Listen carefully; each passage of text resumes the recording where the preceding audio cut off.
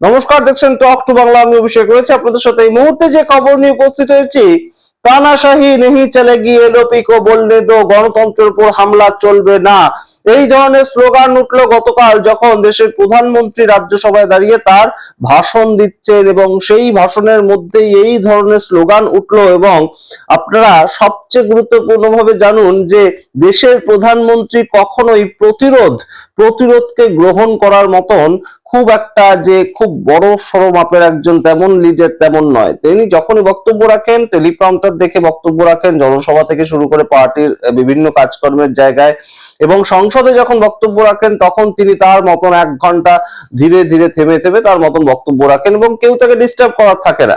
কিন্তু এই মুহূর্তে যে ধরনের পরিস্থিতি তৈরি হয়েছে তাতে অবশ্যই দেশের প্রধানমন্ত্রী তিনি যখন বক্তব্য রাখছেন তিনি হাড়ে হাড়ে বুঝতে পারছেন যে সংখ্যাগরিষ্ঠতা না থাকা এবং সংখ্যাগরিষ্ঠতায় থাকা, এই দুটোর মধ্যে নিশ্চয়ই তফাৎটা একদম প্রতিনিয়ত তিনি বুঝতে পারছেন। 2014 থেকে 24 পর্যন্ত যেভাবে দেশের প্রধানমন্ত্রী বক্তব্য রাখতেন, কোথায় গেল সেই প্রধানমন্ত্রীর মেজাজ, কোথায় গেল সেই প্রধানমন্ত্রীর চেহারা, যিনি একা দাঁড়িয়ে থাকলে নাকি একদম সবাই গুড়িয়ে যাওয়ার মতন পরিস্থিতি তৈরি হয়। দেশের প্রধানমন্ত্রীর চেহারা আপনারা শুধুমাত্র কয়েক মিনিটের জন্য দেখুন, আপনারা বুঝতে পারবেন চোখে মুখে কতটা টেনশন, কতটা টেনসড হয়ে আছেন।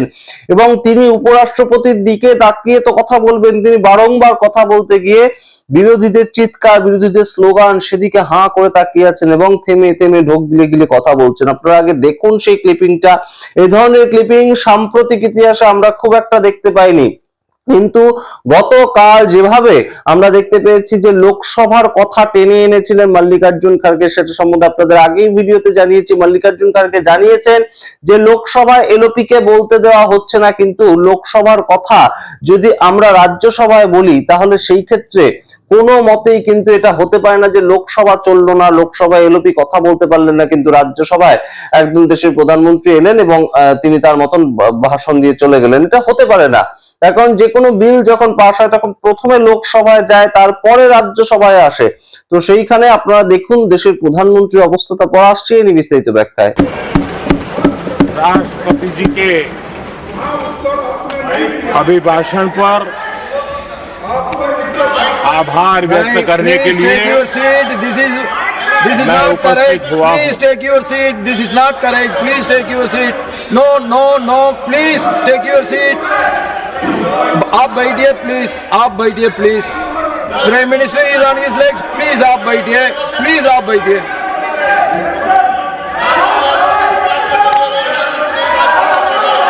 आदरणीय सभापति जी, इस धन्यवाद प्रस्ताव पर समर्थन के लिए इस सदन में अपनी भावनाओं को व्यक्त करना मैं अपना सौभाग्य मानता हूं। आदरणीय सभापति जी, विकसित भारत की यात्रा में बीते वर्ष देश के तेज प्रगति से विकास के वर्ष रहे हैं।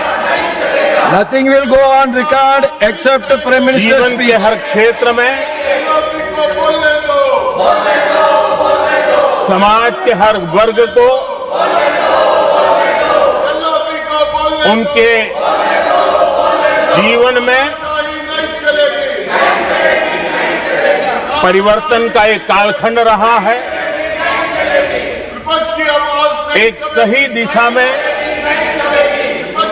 तेज गति से দেখলেন দেশের প্রধানমন্ত্রী কিভাবে অসহায় বোধ করছিলেন এবং সেই জায়গা থেকে এই মুহূর্তে কোন কোন স্লোগানগুলো উঠেছিল আপনারা নিশ্চয়ই দেখেছেন। এলওপি কো বলনে দো, কিন্তু গতকাল কিন্তু রাজ্যসভাতে মল্লিকার্জুন খার্গে বলেছেন। তাহলে কোন এলওপির কথা হচ্ছে? লোকসভার এলওপি রাহুল গান্ধীর কথা হচ্ছে, যাকে বলতে দেওয়া হয়নি।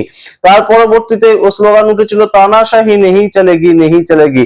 এবং এই বিষয়টা থেকে একটু এসকেপ করার জন্য দেশের প্রধানমন্ত্রী এক পক্ষে বলে ওঠেন যে মল্লিকার্জুন খার্গে জি, আপনি বসে বসে স্লোগান দিন, আপনি একটু ইয়ারকি মারার চেষ্টা করেন, কিন্তু তখন পরিবেশ আরো উত্তপ্ত হয়ে ওঠে। আপনার বয়স হয়েছে, আপনি বসে বসে স্লোগান দিন, আপনাকে দাঁড়িয়ে স্লোগান দিতে হবে না।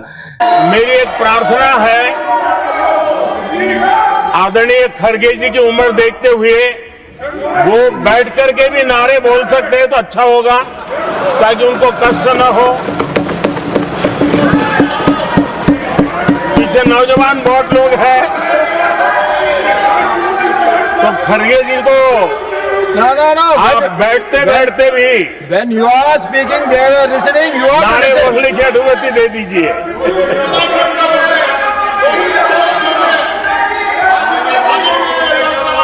এই ধরনের স্লোগানিং চলে এবং দেশের প্রধানমন্ত্রীর বক্তব্য চলতে থাকে, কিন্তু 6 মিনিটের মধ্যে যখন ওয়াক আউট করে চলে গেল বিরোধীরা, তখন থেকে দেশের প্রধানমন্ত্রী কনফিডেন্স পেয়ে গেলেন, তাকে আর কেউ আটকানো রইল না।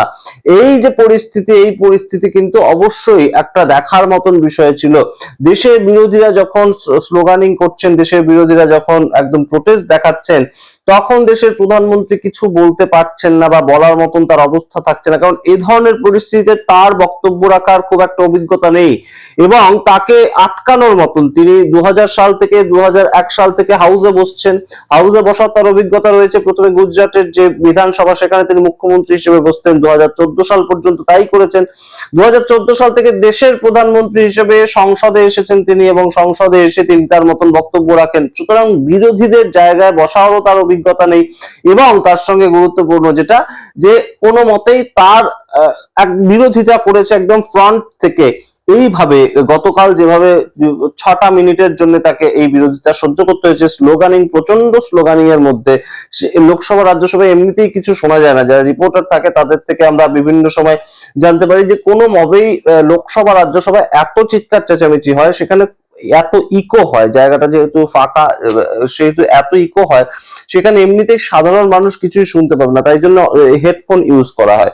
তো সেই জায়গা থেকে একদম সরাসরি কিন্তু দেশের প্রধানমন্ত্রী তিনিও বেশ খানিকটা হোঁচট খেলেন এবং প্রথম 16 মিনিট তিনি রাষ্ট্রপতির ভাষণের উপরেই ভাষণ দেওয়ার চেষ্টা করেন, কিন্তু স্বভাবসিদ্ধ মতোই পুরো 1 ঘন্টার ভাষণটার মধ্যে, আপনারা যদি শোনেন সংসদ টিভিতে গিয়ে শুনতে পারেন, পুরো 1 ঘন্টার ভাষণটা এই 16 মিনিট, প্রথম 16 মিনিট বাদ দিয়ে দেশের প্রধানমন্ত্রীরা কিচ্ছু বলার ছিল না। তারপর তিনি সোজা বাইপাস করে একদম চলে গিয়েছিলেন কংগ্রেসের ক্রিটিসিজম, বিভিন্ন নেতা নেতৃত্ব কংগ্রেসে তাদের ক্রিটিসিজম করা এবং আগে কি কি হয়েছে সেই দিকে। সুতরাং এই সামগ্রিক পরিস্থিতিটা কিন্তু অবশ্যই দেশের প্রধানমন্ত্রীকে যে চাপ দেবে, এটা আমরা বুঝতে পারছি। প্রত্যেক দিন যেভাবে রাহুল গান্ধী একটার পর একটা স্টেপ এগিয়ে যাচ্ছেন, সেটা যে বেশ খানিকটা বিরোধীদেরকে এককাট্টা করছে, বিরোধীদের সাহস যোগাচ্ছে, সেটাও যেমন একদম দেখা যাচ্ছে প্রতিনিয়ত, এবং তাতে ভারতীয় জনতা পার্টি কতটা ব্যাকফুটে গিয়েছে সেটাও যেমন আমরা দেখতে পেয়েছি। এবং এই মূলত এই বইটার সূত্র ধরে রাহুল গান্ধী যেভাবে গত পরশুদিন বলেছিলেন যে আজকে সংসদে আসবেনই না দেশের প্রধানমন্ত্রী, তো সেটাই তো আমরা দেখতে পেলাম, দেশের প্রধানমন্ত্রী সংসদটাই এসকেপ করে চলে গেলেন।